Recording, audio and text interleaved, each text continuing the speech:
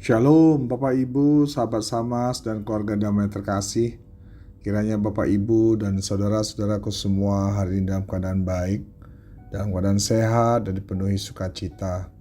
Kita bertemu kembali dalam Sapaan Damai Sejahtera 28 April 2023. Renungan Samas hari ini kita ambil tema Merdeka dalam Kebenaran. Mari kita berdoa sebelum kita bersama merenungkan firman Tuhan. Bapa Surgawi, kami bersyukur untuk kebaikan Tuhan dan penyertaan-Mu Bapa sampai hari ini. Engkau memberikan kami kesehatan dan Engkau memberikan kesempatan bagi kami untuk mendengar dan merenungkan sapaan firman-Mu.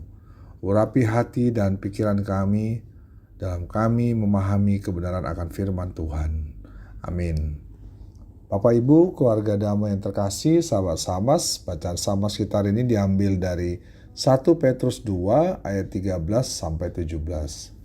Demikian firman Tuhan. Tunduklah karena Allah kepada semua lembaga manusia, baik kepada raja sebagai pemegang kekuasaan yang tertinggi, maupun kepada wali-wali yang diutusnya untuk menghukum orang-orang yang berbuat jahat dan menghormati orang-orang yang berbuat baik.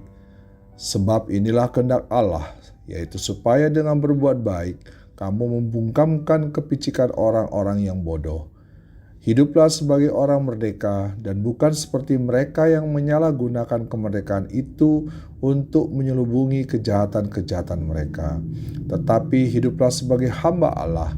Hormatilah semua orang, kasihilah saudara-saudaramu, takutlah akan Allah, hormatilah raja.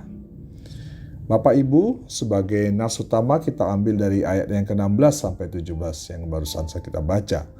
Rasul Petrus menasihatkan umat Tuhan kita, walaupun umat Kristen telah dimerdekakan Kristus dari penghambaan dosa dan keterikatan kepada hukum yang lama dengan berbagai macam aturan-aturan dalam hukum Taurat, bukan artinya umat Tuhan menjadi umat yang bebas sebebas-bebasnya, melakukan apapun semaunya dalam hidupnya.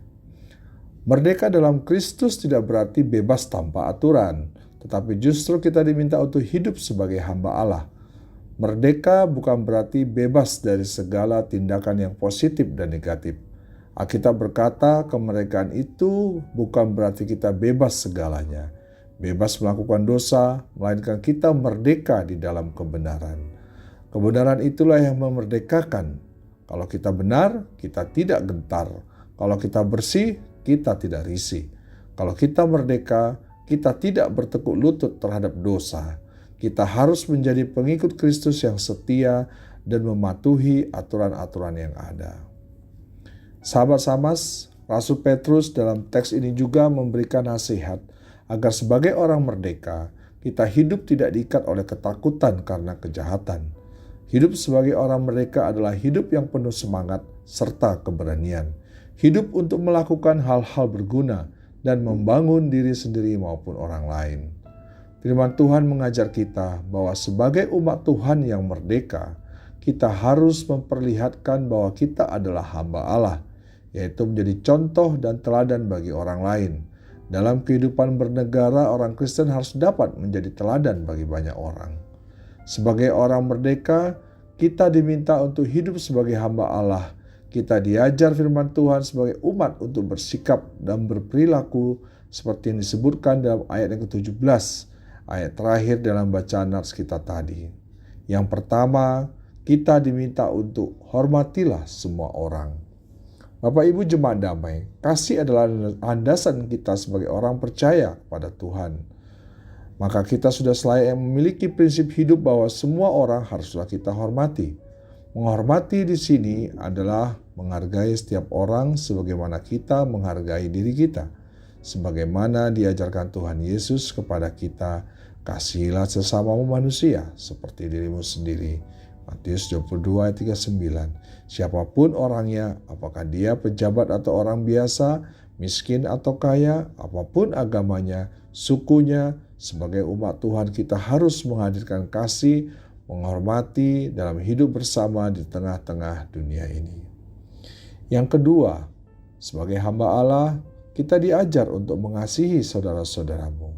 Kita sebagai tubuh Kristus di dunia ini juga haruslah memperlihatkan jati diri kita. Sebagai umat Tuhan, selain menghormati semua orang, kita juga diminta menggunakan kasih sebagai dasar hidup dalam kehidupan bermasyarakat. Umat Kristen haruslah memperlihatkan tali persaudaraan yang kuat. Gereja bukanlah pemicu terjadinya permusuhan dan kekacauan, tetapi menjadi pemersatu bangsa. Gereja menjadi contoh dan keteladanan tentang kesatuan dan persaudaraan. Lalu yang ketiga, Bapak Ibu, takutlah akan Allah. Takut akan Allah bukanlah supaya kita bebas dari hukuman. Tetapi bagi kita orang beriman, takut akan Tuhan Allah adalah untuk memuliakan nama Tuhan di dunia ini, di tengah-tengah kehidupan bermasyarakat. Takut akan Tuhan artinya kita tidak merusak hubungan dengan Tuhan atau tidak menolak rahmat Tuhan. Dengan takut akan Allah, kita membangun relasi dengan Tuhan melalui doa dan melakukan hal-hal yang berkenan kepada Tuhan. Takut dalam hal ini bukan berarti ngeri atau seram karena Allah itu kejam. Takut akan Tuhan berarti menunjukkan sikap hormat, menjunjung tinggi, menundukkan diri kepada kemahakuasaan Allah dan mentaati perintah-perintahnya. Tuhan adalah sumber hikmat tertinggi. Karena itu, setiap orang yang perlu datang kepada sumber hikmat supaya menjadi orang yang berhikmat, hidup bijaksana, bermoral tinggi, dan selaras dengan kehendak Tuhan. Bapak Ibu, yang keempat, sebagai hamba Allah kita diminta untuk hormatilah raja. Hormatilah raja dalam arti sikap kepatuhan kepada pemerintah.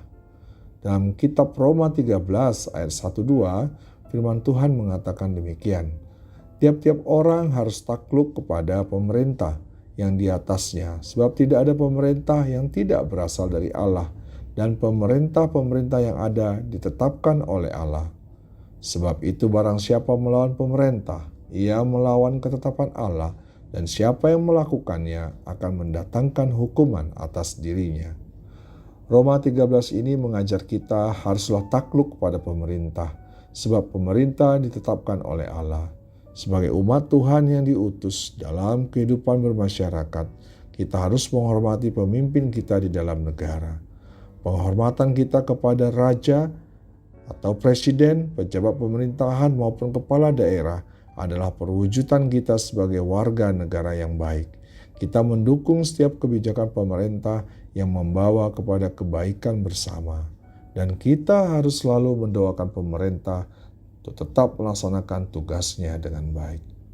Sebagai umat Tuhan yang diberikan kemerdekaan oleh Kristus, kita diajar untuk tetap memiliki hati sebagai seorang hamba Allah, seorang hamba yang hidup dengan penuh ketaatan kepada Tuannya, sebagai hamba Allah yang hidup merdeka dalam kebenaran. Amin. Mari kita berdoa. Bapa dalam surga, terima kasih untuk sapaan firman-Mu hari ini. Berilah kami hati seorang hamba yang penuh ketaatan dan hidup selalu dalam kebenaran Allah. Dalam nama-Mu Tuhan Yesus, kami berdoa. Amin.